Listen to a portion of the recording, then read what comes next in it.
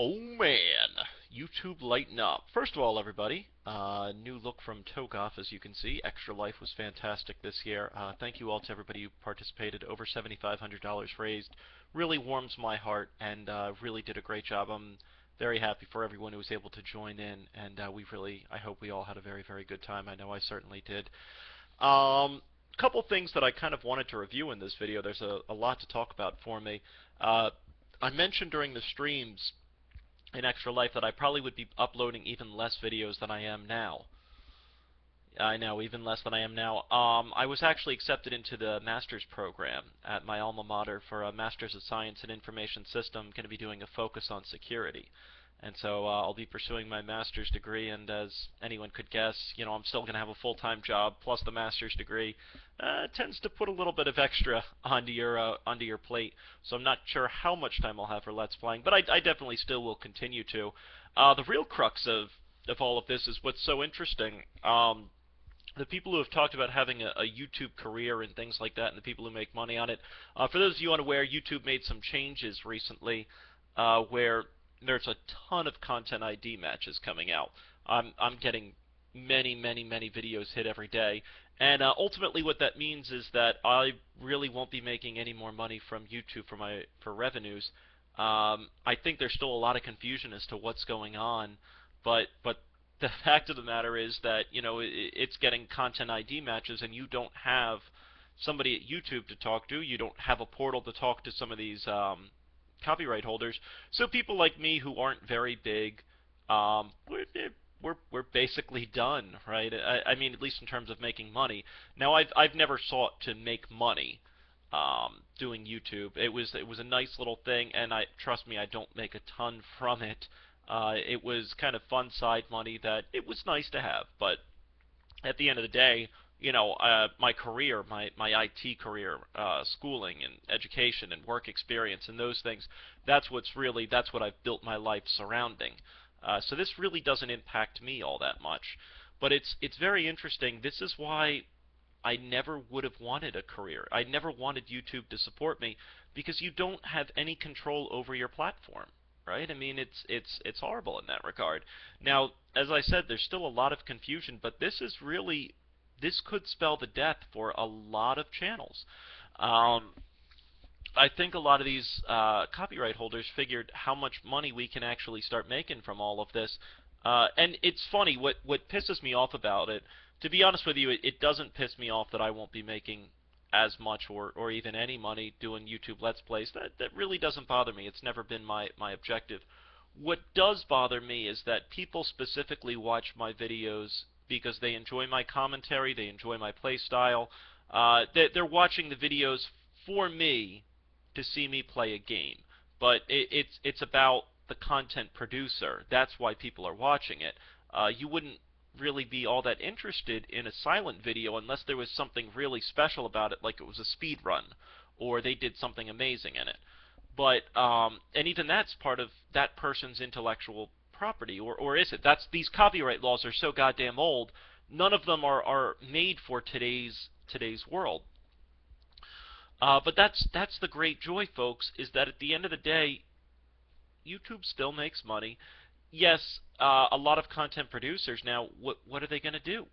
I mean, I'm not sure how to react to this. Do I have to dispute every single content claim? I mean, I've got a lot of videos. I don't have the time to dispute. What the hell do I do? So it's interesting in that regard, that it will mean the death of people who depended on YouTube for financial support.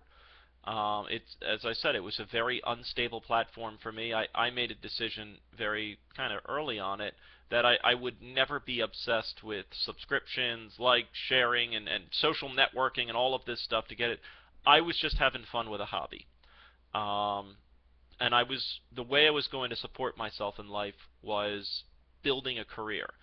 I didn't know how long YouTube would last, and I don't know. I mean, this could very well spell a big ending for it, because I know a lot of Let's Players now depend upon money, or I have an idea, I have some gaming idea that I want to bring to everyone, but I'm not going to make any money off of it. How much effort am I going to really put into it? I don't have the time to put the effort into it. Um, that's what we're starting to see. So it'll be interesting to see what happens when the dust settles of this. But that's what's interesting is that if I had a choice, I would put no ads up now.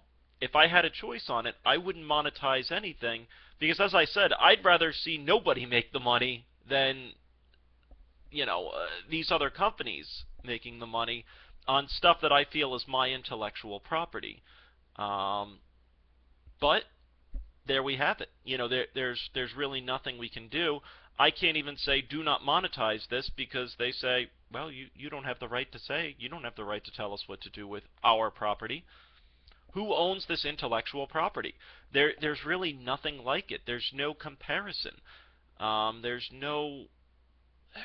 I mean, it's not even close because you couldn't even say someone talking over a movie because the movie is always the same no matter what. The movie will always be the same every single time, and someone talking over it, it's still an intellectual property. But if I'm playing the game, is that now somewhat my intellectual property? So there's really nothing like it. It just makes it very, very interesting. It's what you do with the platform. So we'll be interested to see. I mean, I will continue Let's Playing. A lack of videos for me has absolutely nothing to do with this revenue thing. It has everything to do with me pursuing my master's degree and putting my time and dedication towards something like that. But anyway, folks, I thought I'd share some of that news, some of my thoughts, and we'll go from there. But other exciting news, I know I had mentioned it a while ago of How to Man. It was going to be a series by Ed and I, and it was one of those projects that I came up with but never really got off the ground. It happens. We've actually set dates to start doing this. It's going to be between Christmas and New Year's. Our first episode, theoretically, of How to Man, if it all works out pretty well, is we're going to be deep frying a turkey. So, in essence, what it's going to be is how to deep fry a frozen turkey. What all the steps you have to do, and then during that time we're going to probably pick a cigar, pick a scotch, and go through a little bit of a mini review on that. I'm expecting probably about a 15 to 20 minute long episode that will teach you how to deep fry a turkey, and it'll be other things of how to man, how to do certain things. Ed will probably be doing most of the tutorial, and I'll be adding as much comic relief as I can because, yeah. But anyway, folks, those are some updates coming up. Thank you all very much for watching, and it's very, very appreciative. Thank you all again for Extra Life, and it was a great, great time. And here we are again. Thanks, everybody.